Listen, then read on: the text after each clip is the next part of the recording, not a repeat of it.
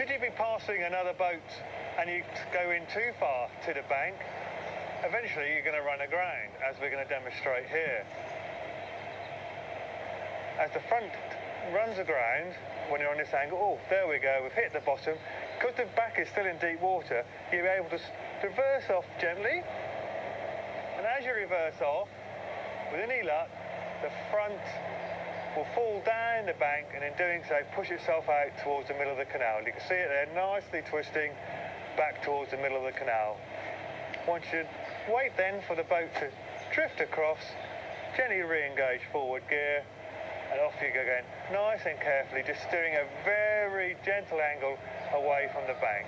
If you start to steer quickly to the left-hand side, of course, you're going to push that back straight into the bank. If you find that you're going to run aground again, you will grab your pole and push the back off. But you can see we're going now forward just a very gentle angle away from the bank so she doesn't run aground again.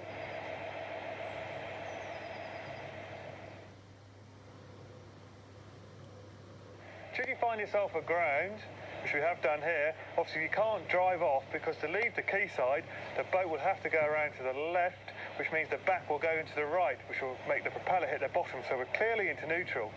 We then can ask the crew to grab their pole, push the boat gently off the bank,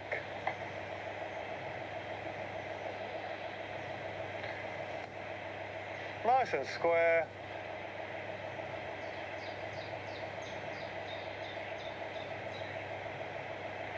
There you go. Once you're happy that you're in clear water, grab your tiller, gently squeeze the trigger, off you go, nice and slowly.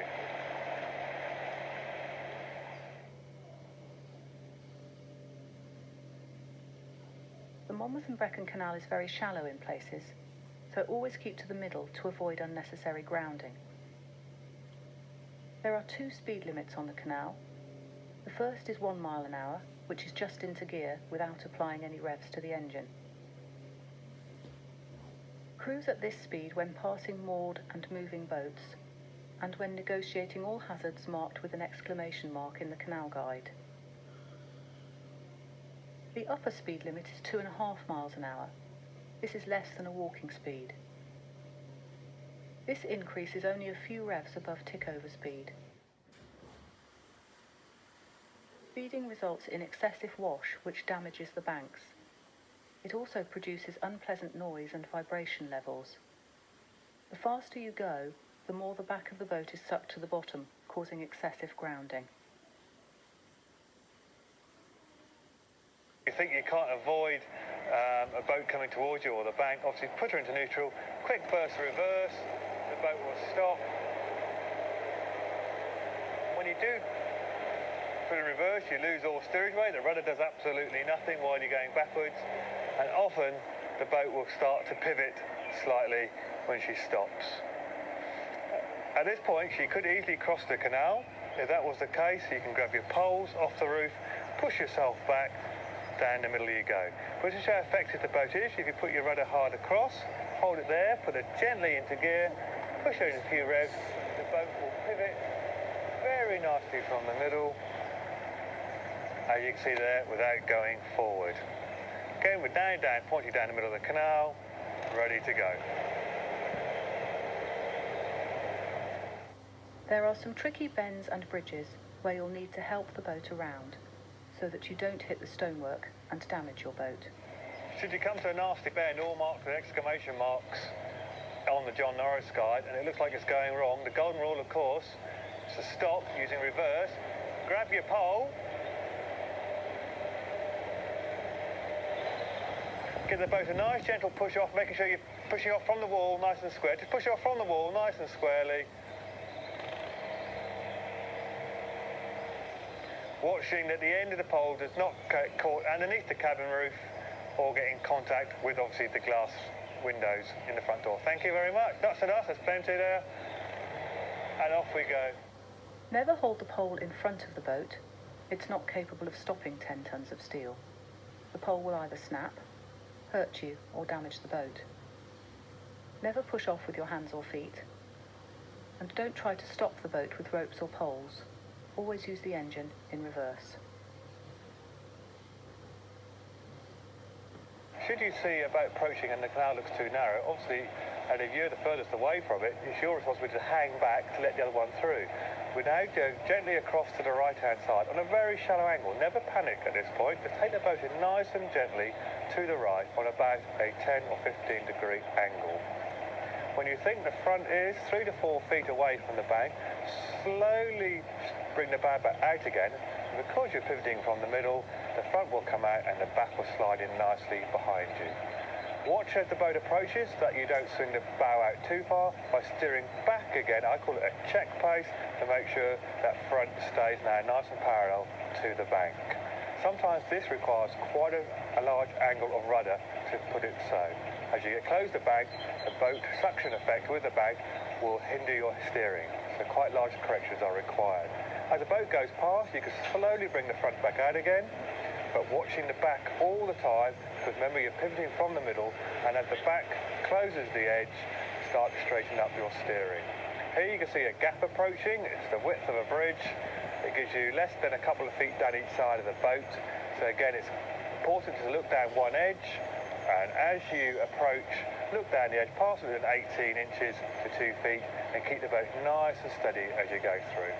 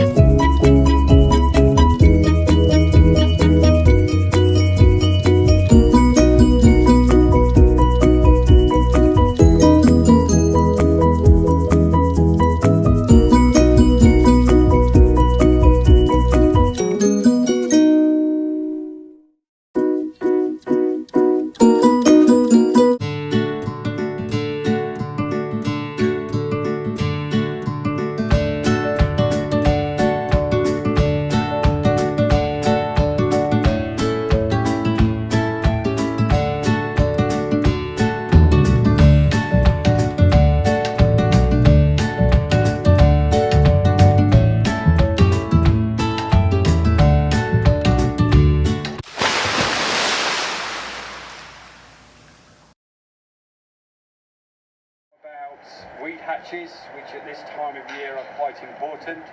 As the name would suggest, it is an access point to get at the propeller to free off anything like weeds that might get fouled around there.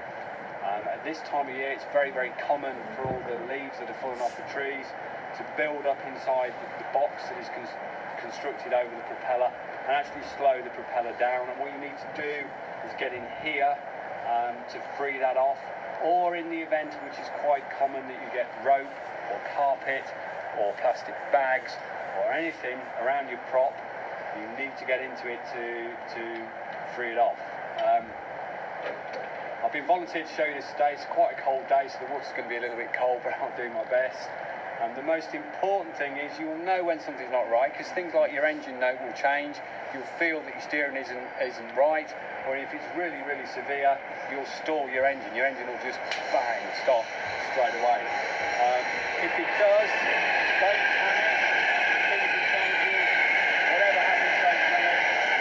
You need to investigate what's in here. The most important thing is, first of all, that there's no way anybody else can turn the engine on and turn the top over and do you some serious damage, because that has got a big engine on the end of here. There's 38 horsepower of engine, and inside there is a propeller and a shaft going like a PTO on the back of a tractor, and if that turns inadvertently while you're in there, you'll actually lose whatever part of your body you've actually got in there. So that's why they're actually sealed and a watertight system.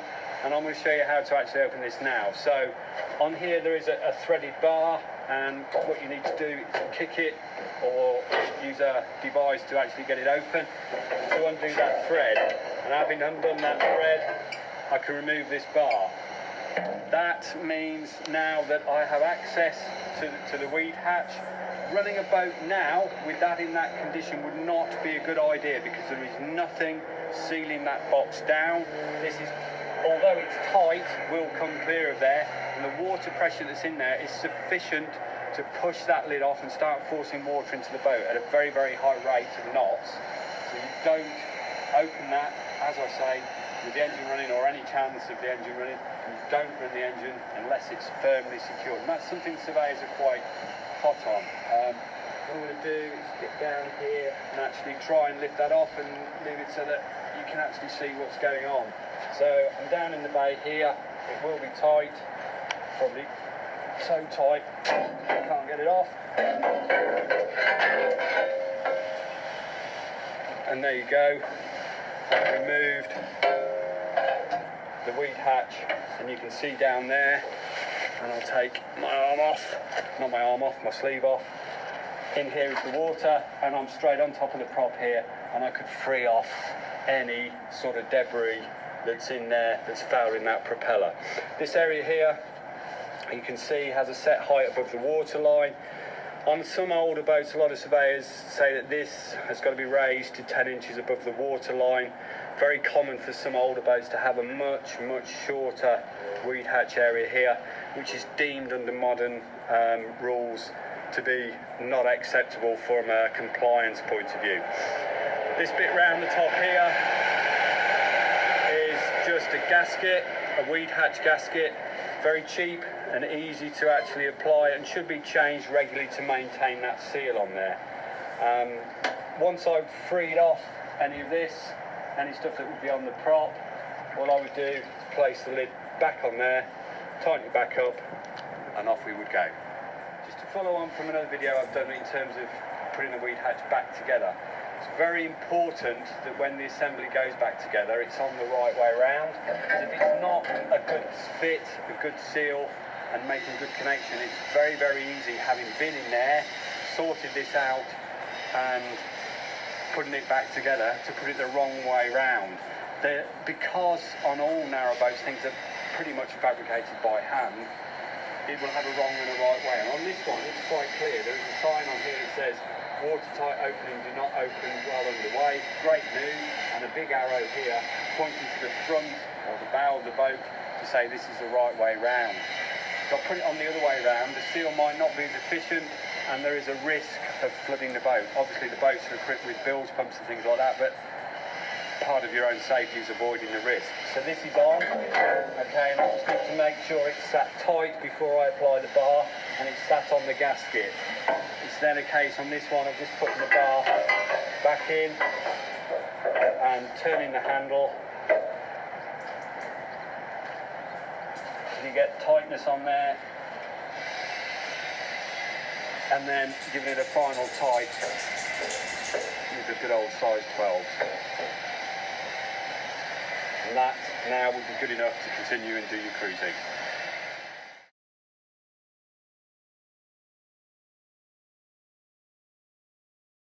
This is your drive shaft here. Out there is your propeller. Every time your drive shaft is engaged, it's going to break this seal, and in this little area that's packed here is like a Hessian rope, and the marine grease gets squirted into there. So every single time your drive shaft is engaged, for whatever reason, even if it is, just 13 seconds, you will have to turn this to push more grease down into that. You will especially have to turn this if you get water dripping through into your bilges.